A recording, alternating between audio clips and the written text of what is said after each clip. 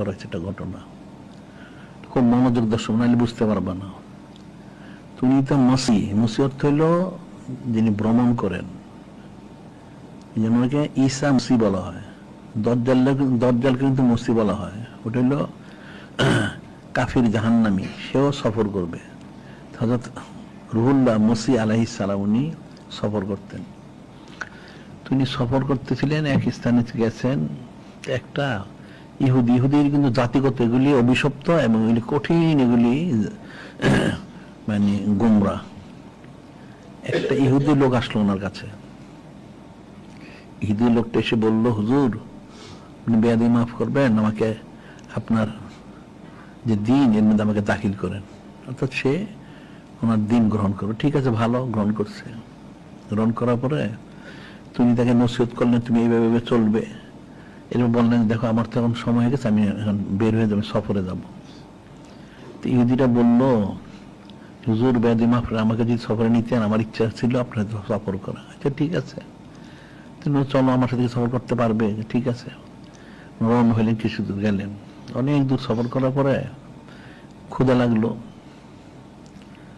তিনি এক জায়গায় বসলেন, পানির ব্যবস্থা ছিল, ওনার কাছে একটা রুটি ছিল, উনি রুটিটা খেলেন। ওই ইহুদির কাছেও রুটি ছিল, সে একটা রুটি বের করে সে খেলো। খাওয়ার পরে হযরত ঈসা রুহুল্লাহ আলাইহিস সালাম, উনি তো রসূল, ওহী মর্যাদা নিয়ন্ত্রিত, উনি সব জানেন। উনি লোকটাকে বললেন, তোমার কাছে না আরেকটা রুটি আছে, ওইটা কোথায়? সে ইহুদির কিন্তু অস্বীকার করলো যে না, আমার কাছে কোনো রুটি নেই। ঠিক আছে, উনি আর কিছু বললেন না। রওনা হইলে আবার অনেক দূর গেলেন, যে একটা ময়দান, অনেক দূর, আবার একটু ক্ষুধা লাগলো, বসলেন, কিছু খেতে হবে, কোথায় খাওয়া পাওয়া যাবে? দেখলেন একটা রাখাল ছেলে অনেকগুলি বকরি নিয়ে যেতেছে। তিনি তাকে ডাকলেন, এদিকে আসো। আসলো, আসার পর বললেন, উনি পরিচয় দিলেন যে আমি হযরত ঈসা রুহুল্লাহ আলাইহিস সালাম।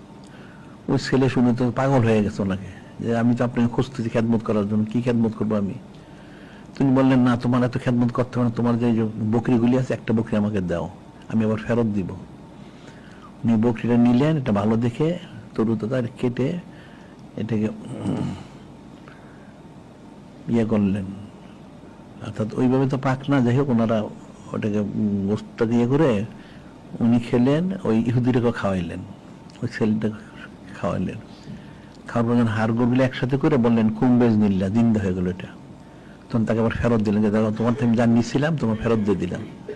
সেই ছেলেকে খেদমত করার জন্য ফানা, যে আপনি আমার সব নিয়ে যান, কোনো অসুবিধা নেই, আপনাকে খুঁজতেছি। না, দরকার নাই, ঠিক আছে। যখন এটা জিন্দা হয়ে গেল, তখন রুহুল হাসান ওই ইহুদিকে বললেন, আচ্ছা ইহুদি বলো তো দেখি, যে আল্লাহ পাকে যে একটা মুর্দা বকরি ম্যাশ এটা জিন্দা করে দিলেন, সে আল্লাহ পাক ওনার কসম, তোমার দ্বিতীয় রুটিটা কোথায়? এবার অস্বীকার করে দেন, আমার কোনো দ্বিতীয় রুটি নাই। আচ্ছা ঠিক আছে। তিনি আবার চলতে থাকলেন, অনেক দূর গেলেন, যাওয়ার পরে গিয়ে দেখলেন একটা লোক মৃত মরে পড়ে আছে রাস্তার মধ্যে। কি ব্যাপার? তোমার তো আশা মোবারক ছিল, উনি খোঁজাতে বললেন, কুম্বেজ নিল্লা, জিন্দা হও। ওটা লোকটা জিন্দা হয়ে গেল। কি ব্যাপার, তুমি এখানে মৃত? সে মুসুক মারা গেছে। ঠিক আছে, যাও। সে তবা টবা করে সে রওনা হয়ে গেল।